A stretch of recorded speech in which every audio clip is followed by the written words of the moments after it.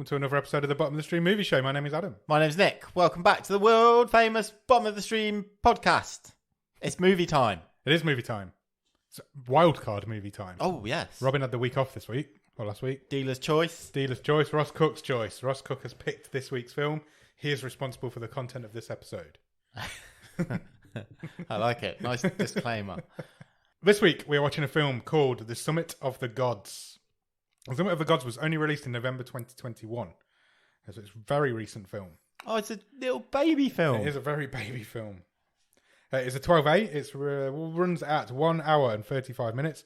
It's currently rated at 7.5 out of 10 on IMDb and is a Netflix original. 7.5 is the highest we've been this season. Certainly. By quite a distance. Yeah. Thoughts? Happy? I can see why. Yes, me too. I agree. Because it's hard to make an animated film. Yeah. And it requires loads of talent. It does. It's especially hard to make an animated film that is as beautiful as this one. It looks Looks-wise. amazing. Looks-wise, it's beautiful. It's all hand-painted. Yeah. I find that incredible. Some of the scenes where they're just like shots of the mountains, I'm pretty sure that's just mountains. I know. But they weren't. Yeah. It's a beautiful looking film. If we awarded points on beauty, it would definitely be top of the stream. Yeah, it is awe-inspiring. Like, Yeah, you still have the tracking shots of like, fuck me, that's an actual mountain. Yeah, but it isn't. It's all hand painted. It's incredible. When Ross picked this film, I asked him if there was a dub, and he said there was. Now there isn't. However, this film has an English cast and a French cast. Okay, It is not a dub. It has been reacted that makes a lot of by sense. in both languages. So So the credits actually give you each character 2 or 3 times. Nice. So it's been reacted. I I don't know if reacted is the word, is the term, but that's what I'm calling it. can completely understand that. I started off watching this movie with the original soundtrack and the subtitles, and I thought, I got a couple of minutes in, I was like, do you know what, I'm going to switch, because I had in my mind from when we watched Tear Along the Dotted Line, back in the That had the same thing, hadn't it? yeah, back in the Extending the Rods days, and I'm glad I switched because I got more from the English actors than just from the subtitles. Yeah. Because the subtitles were definitely more rudimentary Right, okay. than both in terms of the content and the actual vocabulary. No. So it was a good choice to make, and it completely makes sense. What I'm basically saying is, if you don't like watching the dub, you don't have to worry about in this film. You're not losing out. You're not missing out. It is revoiced by proper English actors. If you speak French, watch it in French. Speak English, watch the English. Absolutely. That would be my recommendation. Absolutely. There's no need to watch the French and read the subtitles. Yeah. There's no need to do that. The French cast are Eric Herson Marcerel. He plays Habu Joji. And Damien Busso plays Fukumachi. They're the 2 French guys. The English language guys, they're Americans, I assume, is Darren Barnett plays Fukumachi, and the amazingly named Rich Ting plays Habu Joji. That's brilliant. That's his name, Rich Ting. Yeah, absolutely. It's great. This film was directed by a guy called Patrick Lambert, and it was written... There's 5 people got a writing credit on this film. Okay. The 2 original manga authors are Hiro Taniguchi and Baku Yuma Makora. And then the film was written by Nagali Puzel, Patrick Lambert, Sean Charles Osterato. That's what I'm going Are with. you stuck? Yep. That is my facts on this film. I thought your needle was stuck there for a second. Can next week, can we just have like John Smith in a film? So I feel like I've done a lot of pronunciations lately. Do you have a one-word review, Nick? Rocky. Yeah, there's some rocks in it. Good. We're up a mountain. And a few rocky moments as well. Well, yeah, there is that. Where does this film start? The mountains. It does. Where would you credit it? We start off straight away with these vast, sweeping visuals. So the credits are rolling over the top of. Men are climbing. They are indeed. Men are taking photos. It's like it's ye olde times. Yeah. Because they're not exactly wearing like trespass jackets or anything like that. Other jackets are available. True. Craghoppers. And they're taking photos, but the camera being used is also a ye olde camera. Dated. And then the weather becomes weather. Good shout, it does. Yeah, and then our main character is a guy called Fukamachi. He's doing like a voiceover over the top of this as well. So he's explaining how dangerous the mountain is. Sure. And what these guys put themselves through to get up there. We're getting a bit of history on who's going up there, why they're going up there. He's a photographer and he's accompanying a team. Yes. Up Everest? Or part of Everest, part anyway. Of Everest, I think. They're getting told to turn back due to this weather issue. There's a storm coming. Yeah. And then he calls his editor. He goes later that day, I assume. Back in Kathmandu. But they're back down on ground level. Is it ground level when the mountain's still ground, technically? Sea level. Yes. Well, closer to sea level. Yeah, when they're back down in the pub, basically. They're in a bar. He's calling his editor. He's worried that all his pictures suck. He's having a crisis of confidence, isn't he, like, Fukamachi? I'm not getting good photos. There's no good story here with these guys. I'm not enjoying it. It's like, we've had to turn back. I'm not happy with the photos. What's my life? Yeah. And whilst he's talking on the phone, some guy comes up to him and tries to sell him a camera. Said ye olde looking camera. And he turns it away. He's all flustered. He says it's Mallory's camera. Yeah. You know, the dude who got lost up at Everest. Yeah. So who may or may not have been the first person to... Yeah, there's this history on Everest of did Mallory reach the summit or not? Nobody knows. We'll never know, probably. That's basically what the basis of this film is, isn't it? But he turns him away. He gets all flustered. He's like, you're trying to scam me. Yeah, fuck off. Nice. As he leaves the bar later that night, he sees the same guy getting beaten up or mugged in an alleyway. His camera is taken from him. Yeah. This oldie camera. Yeah. By a bigger boy. A bigger boy takes it. And he kind of makes eye contact with this guy afterwards, Fukamachi does. And he knows who this guy is. There's a bit of recognition in his eye at this point. He just says, Habu. Yeah. Then we cut to a kid. He's running through some sort of cornfield. And he's climbing, but it's summer. Yeah. It's safe. It's safe to climb in the summer. It's a lovely grassy knoll that he's running This is not Everest that this guy's rolling up. And he gets to the peak and watches either a sunrise or a sunset. I couldn't make out which way the sun was going, one of the two. Then we get a bit more history on Mallory. It was 1924 when he went missing on the mountain. Nobody knows if he ever summited. If he did, then great, but we'll never know. However, if this camera is real... Yeah, so the legend of this camera, and this is true, it has never been found in real life. But they even got Kodak to do some research. Really? And they said if this camera were to be found, it is possible you might be able to get some pictures off it. Exciting. Because no one knows if Mallory actually made it to the top, or if he died on the way up or on the way down. Imagine if he got to the top and just didn't take any pictures. Yeah. Which it was snowing. I couldn't be bothered to get all the camera. Wouldn't happen nowadays, wouldn't it? It'd be like selfies all over the place. But you'd know for definite. Straight to the cloud. But by this point now, Fukamachi's convinced that was the camera, and he's made an error by turning it away when he had the opportunity. And he's back in a meeting with his editor, and he says, "I think I saw this Habu guy." Yeah. And we start to learn the history of this guy. He was an awesome climber. Yeah. A young prodigy. Yeah, best climber in the world. Who disappeared. Yeah, it went missing a few years ago. So Fukamachi thinks he might have his new story. Yeah. So if I found this Habu guy, Habu Joji, and he has got this camera, then this is the ultimate climbing story in the history of climbing stories. And then we cut to Habu. But it's a flashback. It's a flash. Yeah, there's a lot of time jumping in this. But once I'd worked out what was happening, I liked how it was set out. So basically, we're not jumping perspective. But we just don't know it yet. We're still following Fukamachi. But he is reading up on the history of Habu. Yeah. He's in the library, isn't he? So through news articles, magazines, and what we're seeing is that but realised as a flashback. So it's a film of two halves. This film, the first half is the establishment of these two characters. Yeah. It's getting to know and meeting these two guys, and literally finding out everything you need to know about them. And then in the second half, they come together. Yeah, and we'll get to that.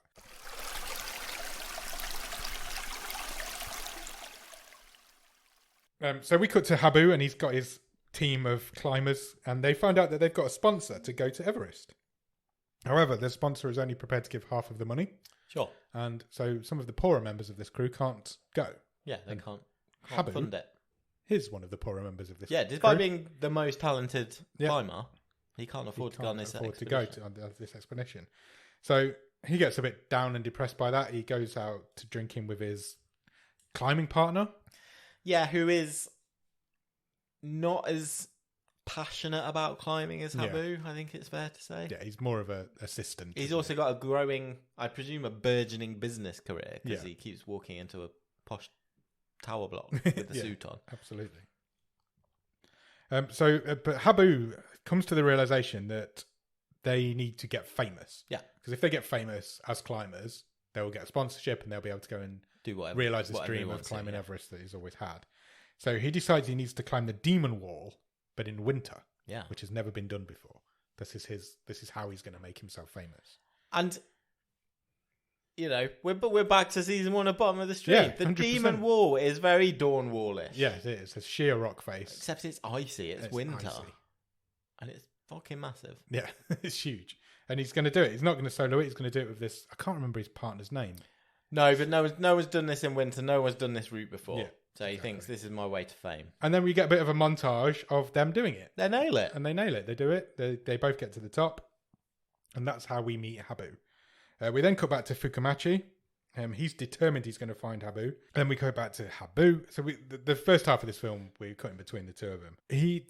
People are talking in the bar about his accomplishments. He started to get some notoriety. He is, but he's also getting some negativity from it. So because he's a bastard. Yeah, basically. Because he's sitting down with his climbing buddies or club or whatever, and Habu basically has just got this ego. Yeah. And he sells his climbing partner absolutely down the river. Yeah, 100%. He's like, well, I went first. Yeah.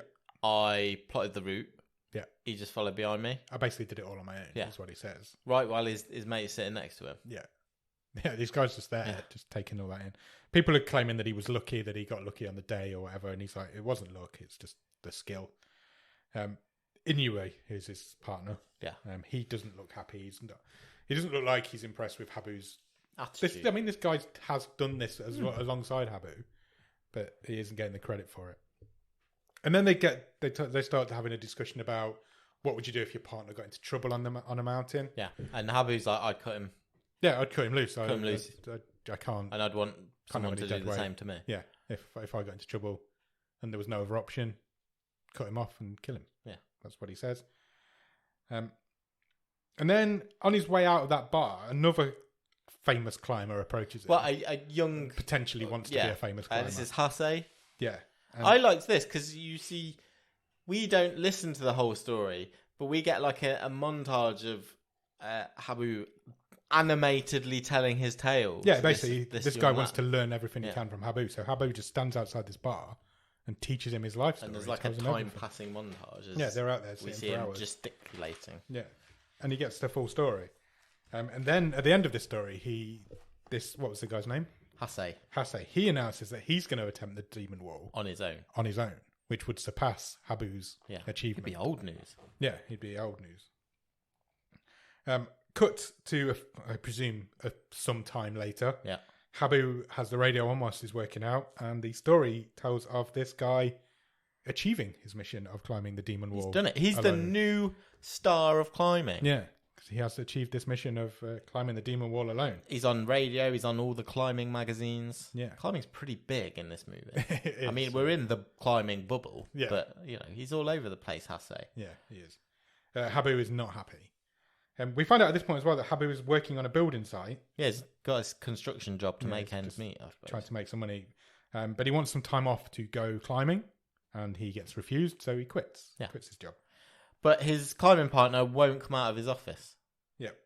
When Habu's waiting for him, presumably to try and convince him to join him on the next trek. Yeah. Because he was a shit to him. Yeah, exactly. And then Fukamachi in the next scene is interviewing Inoue. Yeah. Because he's now trying to track down Habu by going to... Yeah, he's trying to work out, did I see this guy in that alleyway? Yeah, where is he? Who is he? What's he been up to for the last few years? Inoue basically reveals that he quit. He hasn't climbed. He quit climbing because Abu was selfish. He doesn't do it anymore. Yeah, he's not a team player. He's not a team player. Couldn't trust him. Cut back to Abu. Abu is loading his car up, ready to go on a climbing mission. He's going to do some climbing. And there's this kid who he knows or potentially knows. Yeah, I presume he was just lived Somebody on the who lives same locally. street. And this or kid whatever. wants to go with him. He idolises Abu. He's like, give me a chance. I want to learn from you. Yeah, let me be your partner. Yeah. You don't have a partner. You can't do it alone. Let me come with you. I'll learn some stuff from you. So Abu is reluctant, but eventually he does let him. Yeah. He's like, yep, come with me. I do need somebody. You're right. And they start climbing together. There's a montage, basically, of them climbing. It looks great. Again, it's it's summer. It's beautiful. Again, looks magnificent. Yeah, and Abu's taking the lead again, and the kid's kind of following in his footsteps. They go with this ridge, which is difficult. You have to have like ladders and everything to get through it, and they get through it. And then disaster strikes, I guess is what you would say. Yeah. Because the kid slips and falls. Yes. Whilst he's holding Abu's rope, and he's now suspended from Abu, but hanging over this ridge. Yeah. From his rope, and it's quite tense. The scene. I thought it was very tense. The bit when Habu has to, because the like crampons start to slip. Yeah. The thing that's holding them both up, basically. And he has to quickly put a hammer another couple in to reattach them, just as they're starting to sort of slip down, was really intense. Yeah, I agree. They're both in danger at that point. I was on the edge of my seat for this scene. Yeah. I'm not going to lie to you. I was like, this is thrilling. And the kid's just dangling there. He can't help himself. He can't tie himself off anywhere. Yeah. Abu isn't strong enough to pull him up. We're basically in this situation. He's hanging by the rope round his stomach. Yeah. And he's not near enough the rock face to hold on to anything. No, and Abu's not capable of lifting him back up. Abu's not capable of lifting him. So we're basically in this situation we were just talking about in the bar, where Abu said if anything happened, he would cut somebody loose. But does he? Can he do that? Is he able to do that? Yeah. In reality? First, he tries a couple of things first. He tries to pull this kid up. Yeah. But the rope starts to fray on the edge of the ridge. Yes. So he has to stop that attempt. And then Bataro, the kid's called. Okay. He passes out. Yeah, he does. I thought he was dead. I thought he had died as well. I was like, oh, he's maybe because he snapped back up. I was like, oh, maybe he's internally bleeding. And, you know, I thought he's dead. No, but he wasn't. He wakes up. He wakes up, and a lot of time has passed. It's night. He's not in a good way. No, he's not in a good way. It's night. Night has fallen. So, which is a dangerous place to be on the side of a wintry mountain at night, I would imagine.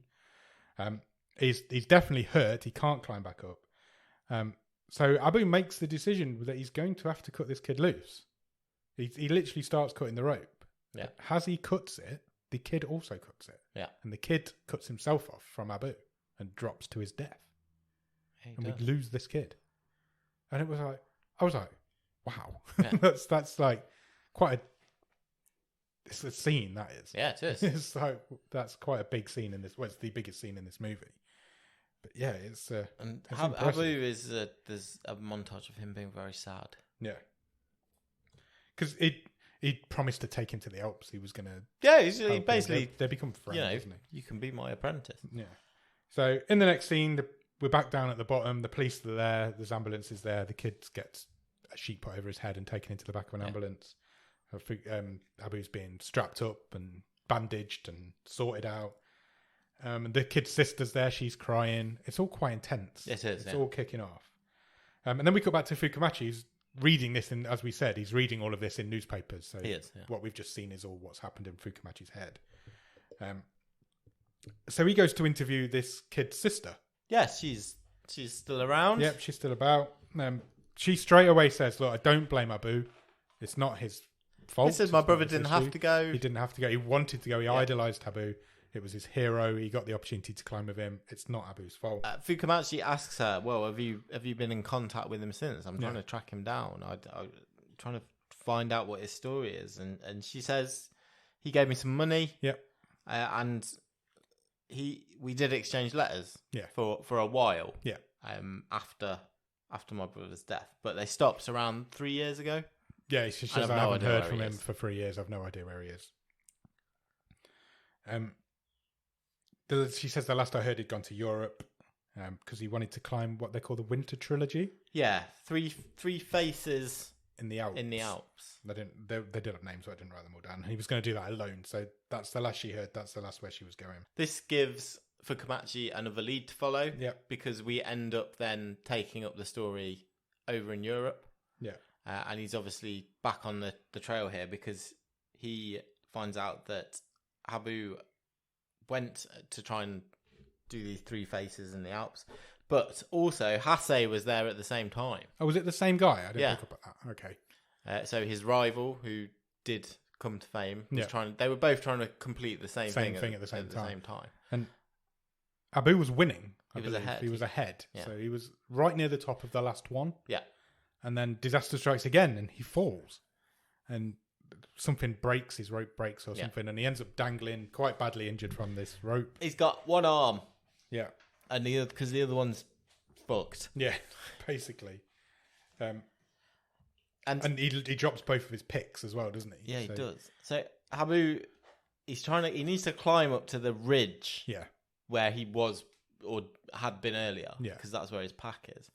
But he can only use one arm. So he has to climb using his one good arm and then his mouth. Yeah, he's using his teeth to climb. Because he can't climb the rock face because he's got no pick. So he's having to climb the rope. And so he's using his one good arm and his teeth to climb this rope. Yeah. It was cool. It was cool as fuck. I'm not going to lie. What a badass. Yeah. And again, night falls. He's still there. He does manage to get to this ridge. He's still there at night. He sees a vision of the dead kid hanging in front of him. Yeah. He's having like nightmares about it. And he very nearly freezes to death. He does. He passes out. His hands go all black. He passes out. And then he opens his eyes briefly and he sees a helicopter in the distance. And he gets rescued. It turns out he'd been on there for 3 days on this rock face. Yeah, 3 days, 5 hours. Yeah. And it turns out his rival had saved him. Well, his team had put the alarm out and helped search. Yeah, and then found him. But he did manage to lose 2 fingers. Yeah, frostbite got him, and he lost 2 of his fingers. And again, we find out that this just secured Hase as a star. He did it. He made all 3 faces, and again, Habu is denied his fame and his fortune. And then we find him working in a mountaineering supply shop. Yeah, not too long afterwards. And then we get a news report of a famous mountaineer who dies on Everest. Yeah, there's a bottom of the stream news report, even in animated films. It's Hase. Oh, was it Hase? Yeah. Okay. I'm not following this film, apparently. So, yeah, his great rival has died trying to climb the southwest face of Everest alone. So, which no one has ever done. No. Abu owes this guy his life. It's like, this guy saved his life, and now he's dead. And that kind of makes Abu spiral again. We cut back to Fukumachi briefly. His editor's basically saying to him, look, forget it. Move on. There's no story here. Forget this story. Forget Abu. You're not going to find this camera. You're not going to find Abu. Go back to taking your pretty photos. Because Fukumachi's theory is that Habu is gearing up to attempt Hase's the same as the journey that Hase was killed on. Yeah. Go this. But he figures that's what he's probably trying to do. And he gets a call. Fukumachi gets a call from the lady he met earlier, the kid sister. She's found the last letter that she had from Abu. Yep. And it's from Nepal. It was from Kathmandu or wherever. It was a little village just outside. The closest village to the base camp of Everest is where it was addressed from. She says it's 3 years old, but there's a chance he's still there. He might just be living there.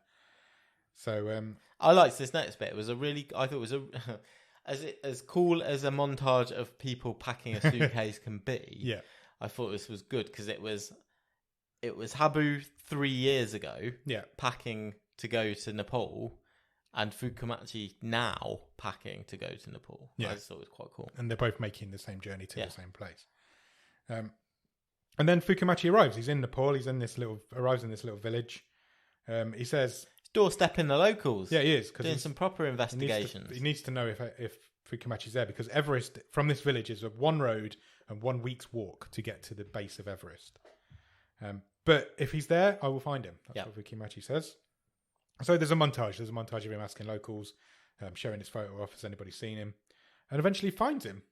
He finds this little stone hut Abu's in the middle got a of nowhere. hut on a hill. Yep, just little thing in the middle of nowhere. And Abu says to him, "What the fuck? What do you do? Go away. What do you want? Who are you? Go away." So Fukumachi says, "Look, I know you are. I know you are. I know you were in. I know what you're going to try and do. And I know you were in this alleyway a few nights ago, or however long ago." And he asked him about the camera. He's like, is this camera a thing? Do you have this camera? And Abu's not up for this. He's like, go away. Yeah. I don't want to talk to you. I'm here to do this alone. This is a very personal journey I'm about to go on. Fukumachi said, well, at first he says he's retired. Yes, he does. And he quickly sort of, that line gets shot down. And Fukumachi says, let me climb with you. Yeah. Well, behind you. Yeah. Because if you're going to make it to the top, you need someone to document it. Yeah. You know I'm right. I won't bother you. You don't have to look after me. Because Fukumachi is a skilled climber. Yeah. You know, just I'll be behind you. I can take photos. We'll prove that you've done it. Yeah. You'll finally be famous. Abu's like, no, not happening. Don't want you to. Fukumachi's like, well, I'm not going anywhere. I'm going to wait here. He basically waits him out. Yeah, he's like... Again, time passes. Yeah. And he just hangs around. Hangs around him, yeah. Nobody has done the southwest face of Everest in the winter. And Abu is now going to try to do it alone. And definitely nobody's ever done it alone. So this is a big, big thing that he's attempting. They've got a gap of... I think he says... He's got to do it in 4 days, 3 nights. It's the only way it's possible. He's got like a Sherpa friend.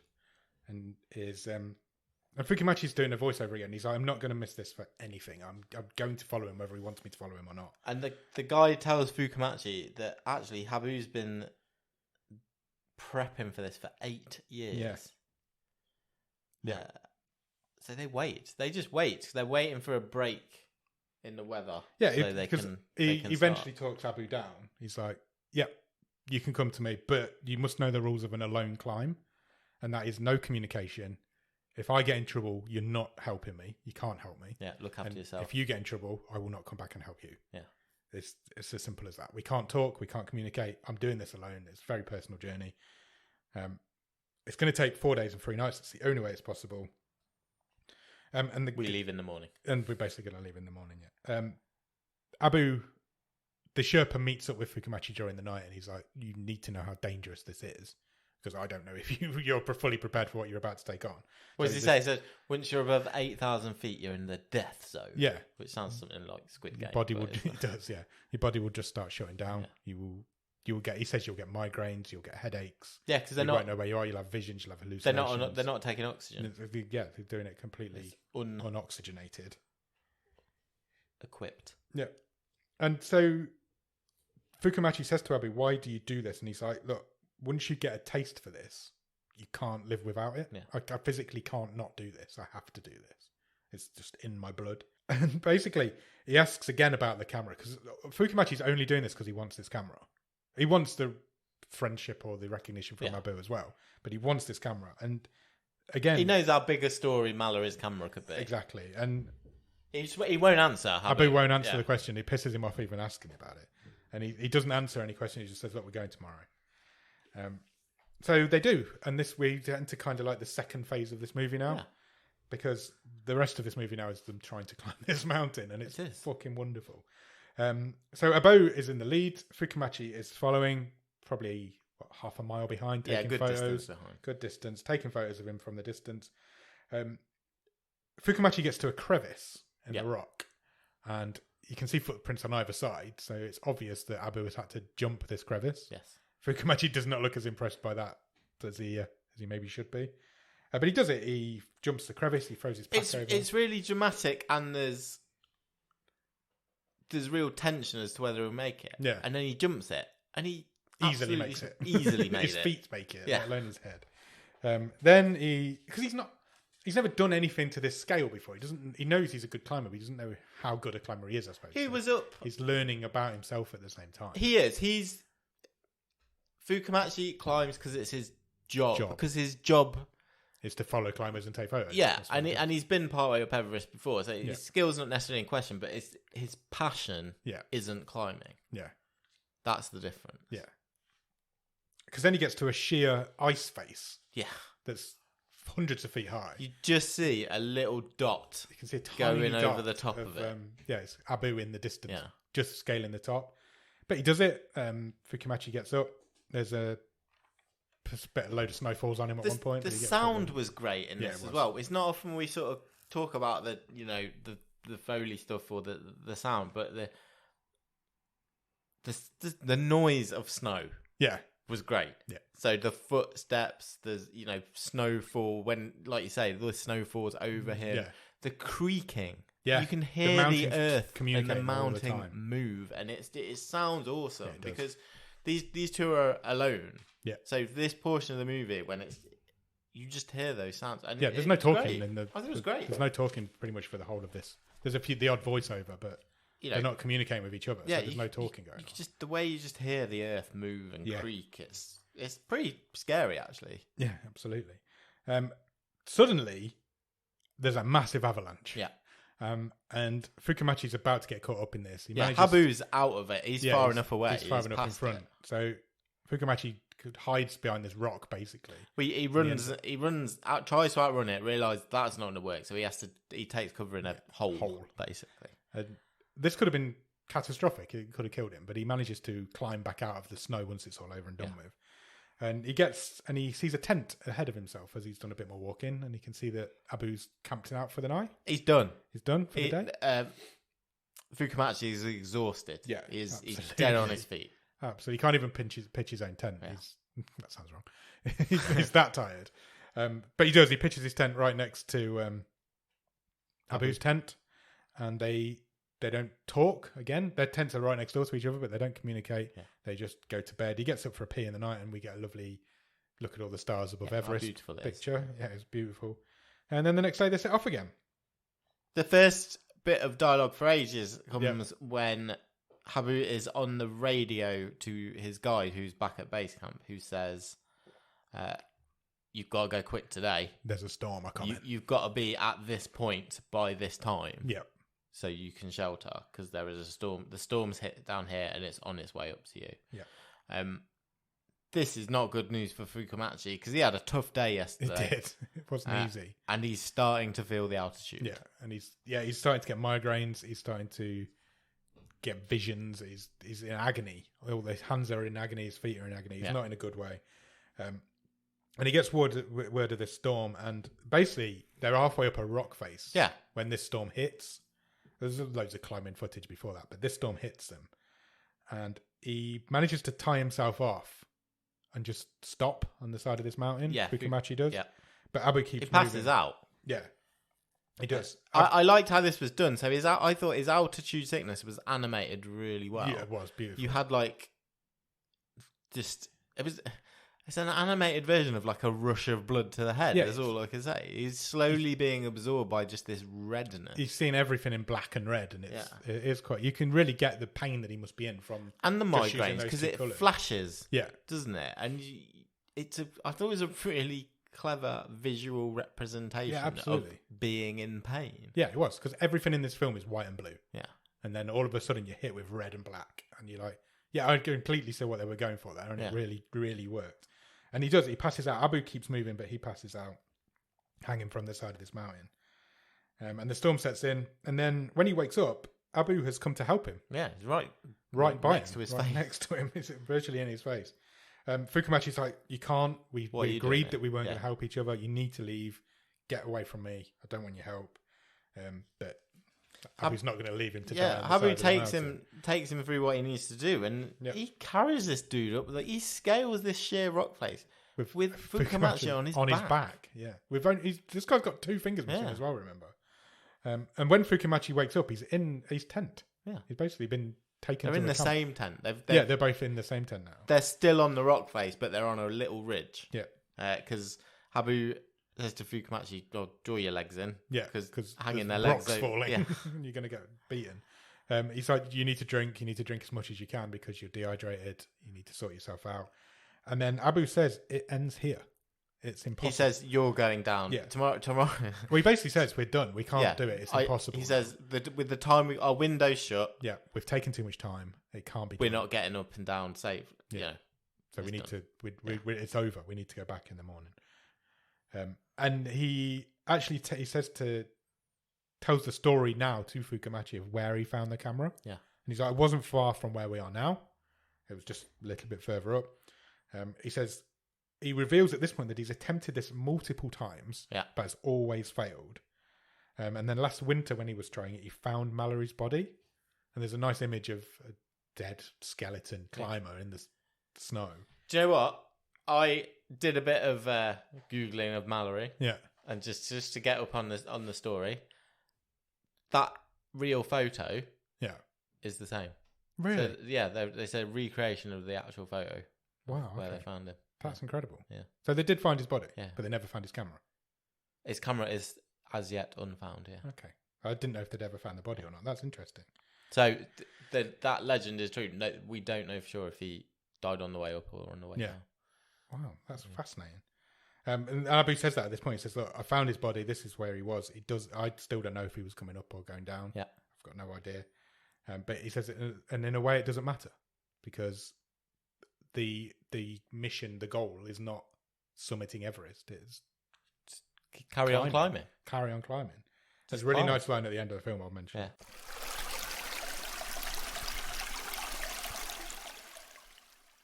And so the next morning, Fukumachi's ready to go back down. Abu's coming with him, but Abu is not coming with him. No. He sends Fukumachi on his own. He's like, go down, sort yourself out, get yourself better. Yeah. I'm not coming. I cannot quit this climb again, no matter what. I need to do it.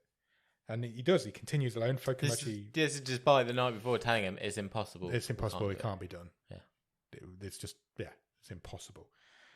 Abu continues alone. Fukumachi does make his way down the mountain. So you got a montage of one of them going up, one of them going down. It's beautiful. Yeah, it's great.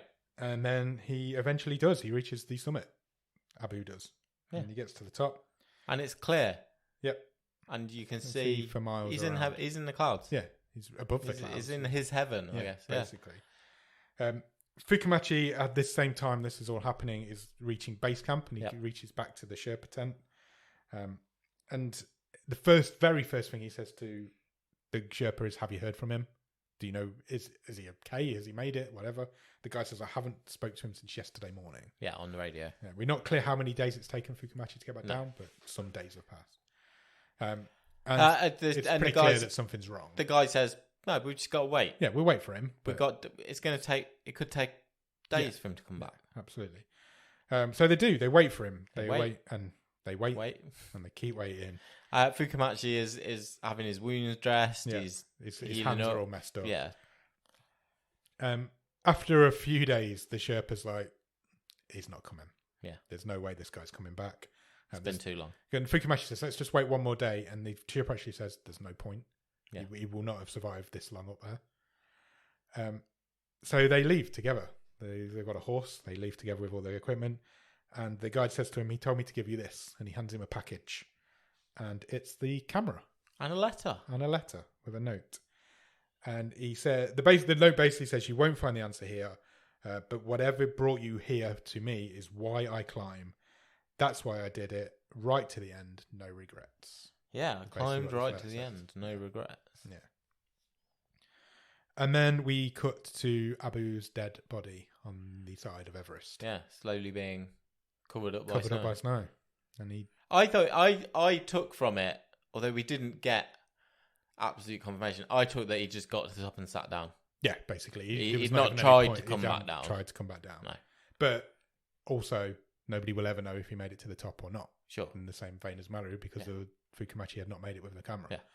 So, because he wasn't right at the top where he died, he was a little bit further down. It's heart-wrenching. Fukumachi goes home. He goes back home. He develops the camera. He sees the photographs that are on this camera. Yes. I liked how it was left to our imagination if at that time he was developing the camera from his trip or Mallory's. Yeah. I think it was Mallory's. I think it was because he does because say in this line his voice over. He says, I got the answer I was looking for." But he says, "I found out what happened to Mallory." Yeah, but he doesn't tell us. No, we don't. I loved it. Yeah, I thought it was great. I didn't want to know at that point. I was like, I don't want to know. Yeah, because of what Abu said earlier about it not mattering. He said his line is, "I have the answer I was looking for, but it is not enough." What drives someone to risk their life so unnecessarily is what he says. Yeah.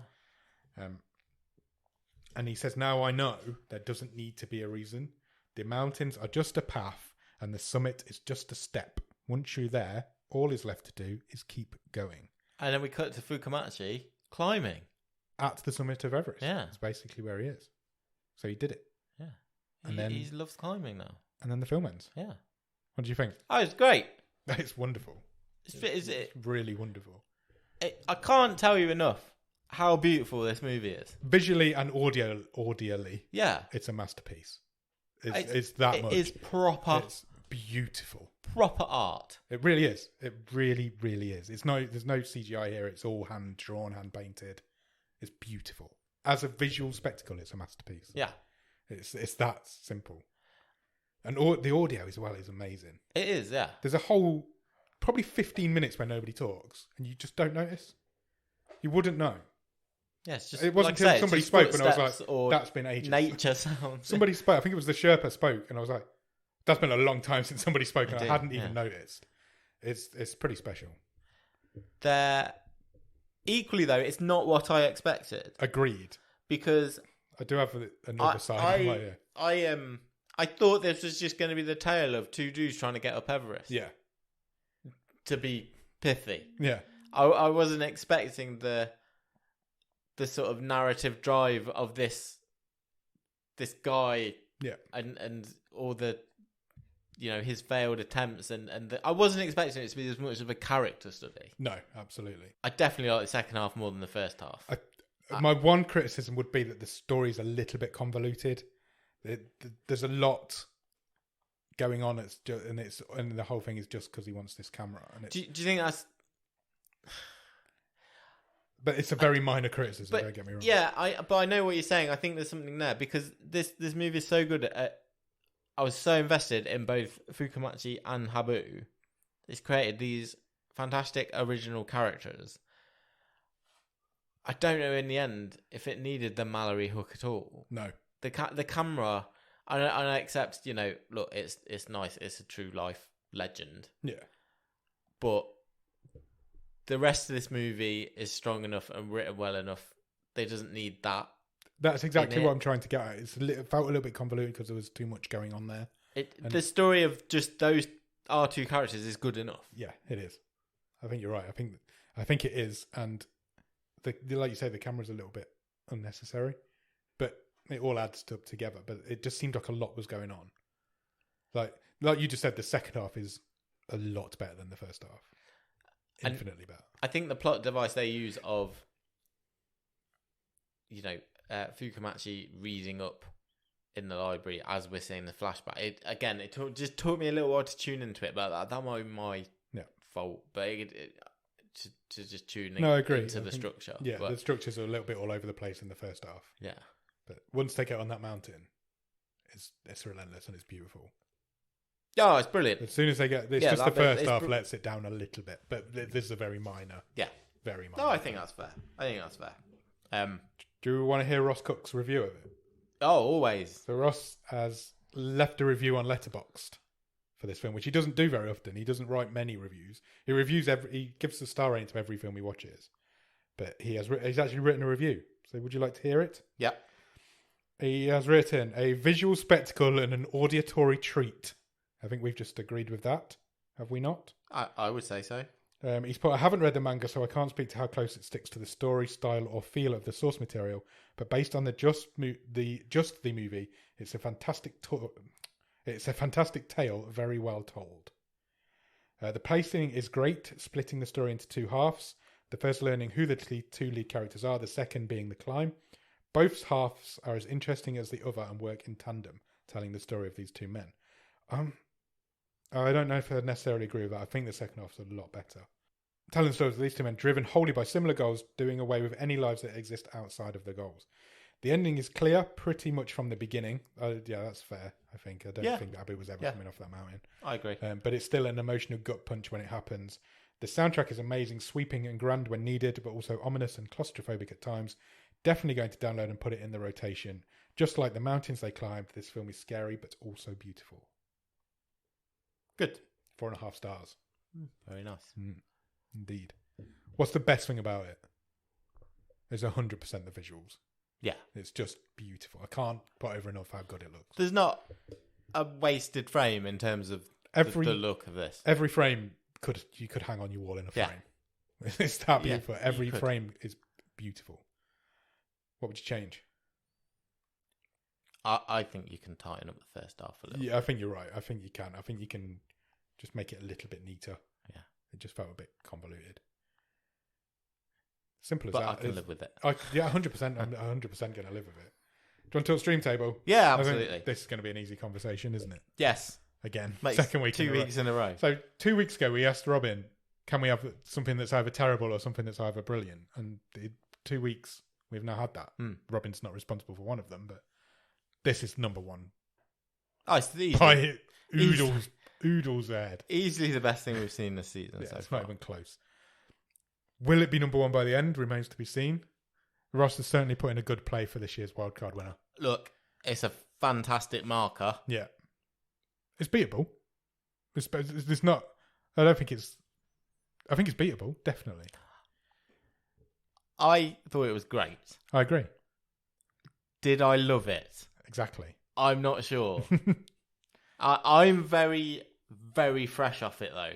Yeah. How fresh? I finished it about 6 hours ago. Oh, really? Today? Wow. Yeah. Today fresh. So I maybe need a couple more days to... I only as watched it's it last still night sinking myself, in. so I'm only 24 hours away from it. Yeah. But visually, it's beautiful. It's great. I do think it's beatable. It's great. Is it an all-timer for bottom of the stream? I'm not so sure at the minute. Yeah, that remains to be seen. Yeah. The wildcard race is very much open. Let's put it that way. Sure. It's definitely the best thing we've seen so far. 100%. Easily. It's not even close. All let's say at number 2 is an insult to this movie. Yeah. It really is. That being said, shall we pick next week's film? Let's do it. See if we can beat it straight off. That's not the right app. Okay. You want to beat it straight off? You do. Depends who's in it. What would you like? Explosions. Explode. You always say explode. I know. I feel like we're missing a horror film from this year's list. Yeah, I think that's a fair I don't shout think as well. We've not done a horror for a while. I'd like something scary. Shall I press the button? Do it. It has picked a film called Setup. Okay. Any idea what Setup is? None whatsoever. Okay, let me just look it up on IMDb. Oh my goodness. Okay. According to IMDb, it's an action crime drama thriller. Oh, good. Love an action crime drama. Would you like a synopsis? Yes, please. A group of friends become involved in a potentially deadly diamond heist. We love a heist movie this season. Oh, is that it? Yep, that's what it says. Okay. More importantly, would you like a cast list, Nick? Oh, yeah, 100%. It's from 2011. Oh, is it quite old? Going back 11 years for it. Stars a guy who you will know. His name is 50 Cent. Oh, okay. I'm definitely on board. Stars another guy whose name you will know. His name is Ryan Felipe. Yeah, he feels very 2011. He does indeed. And also stars Bruce Willis. Okay, welcome back to the show, Bruce. Hopefully you can treat us better than you did last time. Randy Couture's in it. James Remar's in it. Oh, he's Dexter's dad, wasn't He he? is Dexter's dad indead. Yeah. I'm excited. This is happening. It's quite the cast. Doing another Willis film, but from 2011. Okay. Do you know the IMDb rating? Yes. 4.4. Oh. It's a bit better. Okay. So yeah, go out and check out Setup. And in the meantime, check us out on Instagram, Twitter, and Letterboxd. Our username is at @POTS_podcast. Drop us an email if you want to. bottomofthestream@gmail.com is the email address. And the website is bottomofthestream.com. On the website, you'll find every episode we've ever recorded. You'll find all the stream tables. You will find loads of other cool stuff. And if you want to buy some merch, you can buy a Bottom of the Stream. He's forgotten again. About blanking. Blanket. Blanket. Fine. I said I'm blanking. Blanket, why not? I think you can actually get a blanket. I was going to go with plant pot because I just looked out the window. Oh, do you like my plant pot? Yeah, lovely. Thanks. Could do with the bottom of the stream logo on it. I'll stick one on. So after you've done all that, head over to Patreon. Patreon.com/bottom of the stream. You will on there for a couple of quid every month. You will get early access to episodes. You will get bonus episodes. You will get a newsletter that Nick writes every month. And if you come in at the top level, you'll get a wild card, which means you can do what Ross has just done and maybe get to the top of the stream. That would be nice, wouldn't it? It would. And then after you've done all of that, head into the Discord. The Discord link will be in the show notes. Discord is a great place to hang out. There's loads of cool people in there. We have watch-alongs, we play games, we do all sorts of cool stuff. So come and join that. The Discord link will be in the show notes. Please do. It is a good time. It is. We had a great time watching Robert on Sunday. We're definitely going to do more watch-alongs. We've got some other ideas in the melting pot too. Hop in the Discord. Also, if you've got a few minutes, please leave us a review. Anywhere you can review or rate podcasts. That could be Spotify, Apple Podcasts, iHeartRadio, Podbean, Podchaser. Anywhere you find podcasts, we're at all of those places. And it really helps give our show a bit of a boost and find some lovely new people for us to make friends with. It does indeed. It's great. Yeah. And then when you've done all of that, go and watch Set Up. And we'll come back on Monday for The Wave and next Thursday to talk to you about that film. Cheers. Bye.